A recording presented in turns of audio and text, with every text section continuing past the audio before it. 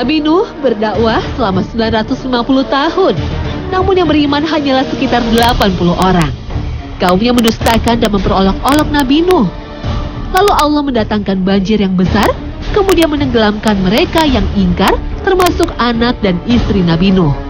Hal ini tertuang dalam Al-Quran Surat Al-Ankabut ayat 14. Dalam kisah ini, Nabi Nuh berhasil bukan saja menyelamatkan umat pengikutnya yang beriman kepada Allah Ta'ala, tapi juga serombongan hewan yang sengaja dipilih dan berpasangan.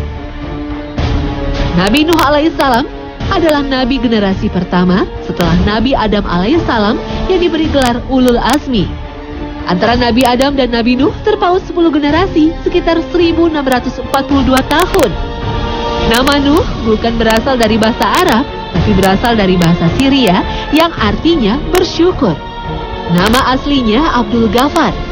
Namun dalam kitab Taurat, nama Nuh adalah Nahem.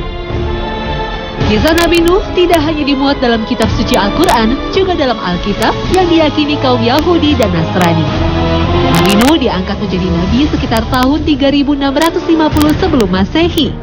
Menurut Ibnu Abbas, saat diutus pada kaumnya untuk berdakwah, Nabi Nuh sudah berumur 480 tahun.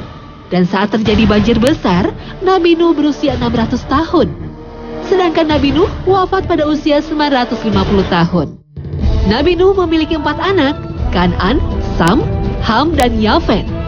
Dalam satu riwayat, Kan'an adalah anak tiri Nabi Nuh yang membangkang dan ikut tenggelam dalam bencana banjir sebagai azab bagi umat Nabi Nuh yang durhaka. Nabi Nuh mendoakan keberkahan untuk ketiga putranya. Dari putra yang bernama Sam, lahirlah nabi-nabi dan rasul yang berkulit putih. Sedangkan dari putra Nabi Nuh yang bernama Yafet, lahirlah keturunan raja-raja yang termasuk bangsa berkulit merah dan coklat. Sedangkan dari putra yang bernama Ham, lahirlah generasi berkulit hitam dan sebagian putih yang didoakan menjadi pembela para nabi dan para raja. Meski lama berdakwah, namun hanya sedikit umat Nabi Nuh yang beriman, malah menghina Nabi Nuh dan menantang azab Allah seperti yang diabadikan dalam Al-Quran Surat Hud ayat 32. Mereka berkata, "Hai Nuh, sesungguhnya kamu telah berbantah dengan kami, dan kamu telah memperpanjang bantahanmu terhadap kami. Maka datangkanlah kepada kami azab yang kamu ancamkan kepada kami, jika kamu termasuk orang-orang benar." Kemudian Nabi Nuh berdoa, "Ya Tuhanku, sesungguhnya aku telah menyeru kaumku malam dan siang. Maka seruanku itu hanyalah menambah mereka lari dari kebenaran." Itulah kisah Nabi Nuh dan umatnya yang dilaknat Allah sebagai contoh bagi umat muslim akan ujian keimanan saat ini.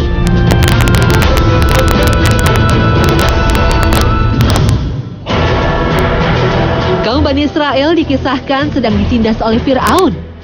Allah mengutus Nabi Musa dan Nabi Harun untuk memperingatkan Fir'aun akan azab Allah. Namun Fir'aun malah menantang dan mengaku sebagai Tuhan. Ia akhirnya tewas di Laut Merah dan jasadnya berhasil diselamatkan sebagai bukti laknat Allah atasnya, sebagai pembelajaran umat muslim saat ini. Jasadnya hingga kini masih bisa disaksikan di Museum Mumi di Mesir.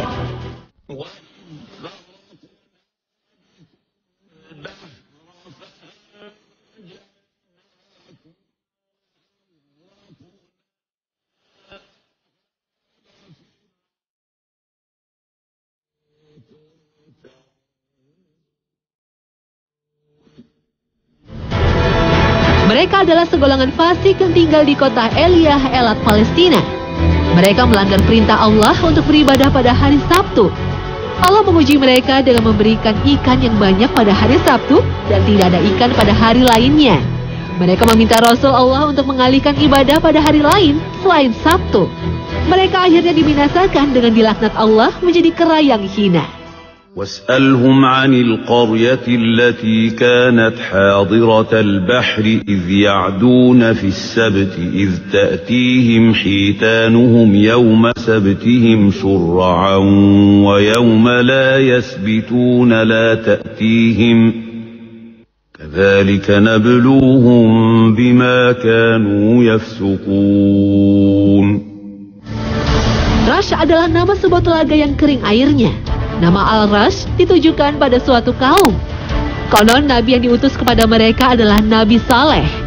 Namun ada pula yang menyebutkan Nabi Su'aib. Sementara itu, yang ulama lainnya menyebutkan utusan itu bernama Hazalah bin Shinwan. Ada pula yang menyebut bin Shofwan. Wallahu alam. Kaum ini dilaknat Allah karena mereka menyembah patung. Ada pula yang menyebutkan pelanggaran yang mereka lakukan karena mencampakkan utusan yang dikirim kepada mereka ke dalam sumur sehingga mereka dibinasakan Allah. Kisah mereka diabadikan dalam Al-Quran surah Al-Furqan ayat 38 dan Qaf ayat 12. كذبت قبلهم قوم نوح وأصحاب الرس وثمود. Dalam berbagai risalah, kaum Sabah dikisahkan sebagai kaum yang hidup di Jazirah Arab Selatan atau negeri Yaman saat ini dan mempunyai peradaban dan perdagangan yang luar biasa. Karya terbesar kaum ini adalah pembangunan bendungan Ma'rib yang besarnya seperti Stadion Senayan dan terletak di tengah gurun pasir. Ide ini kemudian mendatangkan kemakmuran karena air bisa menyirami wilayah kering itu menjadi subur. Masalah dari kaum ini hanya satu, yaitu soal keimanan dan tauhid. Keimanan mereka lebih kepada matahari, bulan, dan bintang. Sementara menurut tafsir Ibnu Katsir, tak kurang dari 13 nabi telah diutus kepada kaum itu. Bicara kaum Sabah, maka tak lepas dari Ratu Bilqis dan Nabi Sulaiman. Pada era Nabi Sulaiman ini, kaum Sabah sempat beriman kepada Allah Subhanahu wa Ta'ala hingga beberapa waktu. Kemudian mereka kembali kepada agama nenek moyang mereka yang menyembah matahari, bulan, dan bintang. Keangkuhan mereka atas masalah keimanan ini akhirnya harus dibalas Allah Subhanahu wa Ta'ala dengan menghancurkan titik kekuatan sumber kehidupan mereka, yaitu bendungan Ma'rib. Tetapi mereka berpaling, maka kami datangkan kepada mereka banjir yang besar dan kami ganti kedua kebun mereka dengan 2 kebun yang ditumbuhi pohon-pohon berbuah pahit, pohon natsi dan sedikit pohon sidr. Demikian kami memberi balasan kepada mereka karena kekafiran mereka. Dan kami tidak menjatuhkan azab yang demikian itu, melainkan hanya kepada orang-orang yang sangat kafir. Quran Surat Sabah ayat 16 dan 17.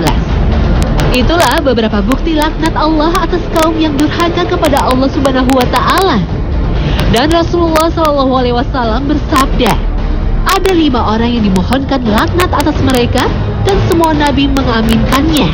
Yang pertama, orang yang menambah kitab Allah dan meninggalkan sunnahku. Kedua, orang yang mendustakan takdir Allah.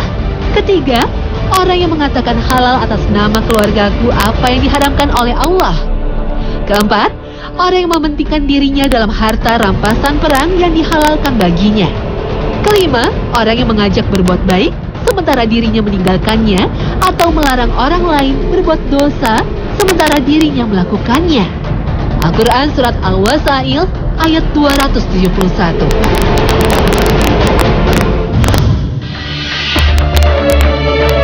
Subhanallah wa bihamdihi, Allah yang maha suci. Keras dan besarnya laknat Allah atas umat manusia bukan berarti tanpa ampunan. Sebagai bukti maha penyayang Allah kepada manusia, Allah menangguhkan bahkan mencabut laknat bagi mereka yang bertaubat, melakukan perbaikan, dan menerangkan kebenaran. Dan Allah maha menerima taubat lagi maha penyayang.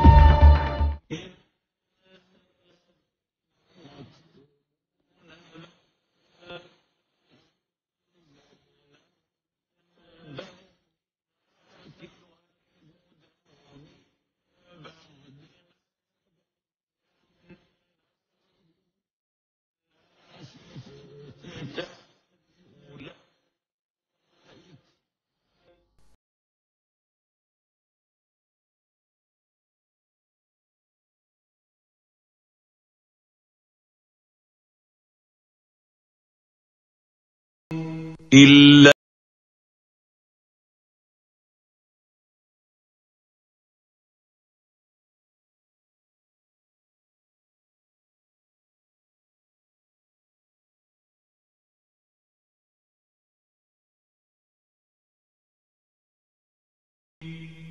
Sesungguhnya orang-orang yang menyimpan apa yang kami turunkan berupa keterangan-keterangan dan petunjuk, setelah kami menerangkannya kepada manusia dalam Alkitab, mereka itu dilaknat oleh Allah dan dilaknat oleh semua makhluk yang dapat melaknat.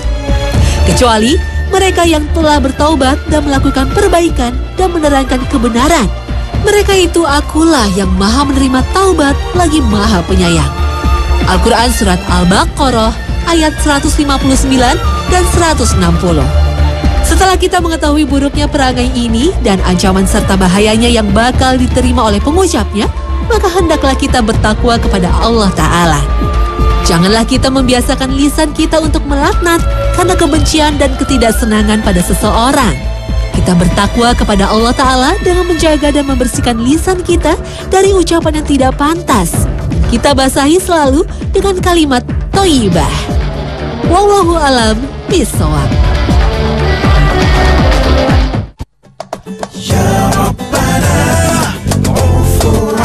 Nah pemirsa, inilah akhir kebersamaan kita di hari ini. Terima kasih atas perhatian Anda.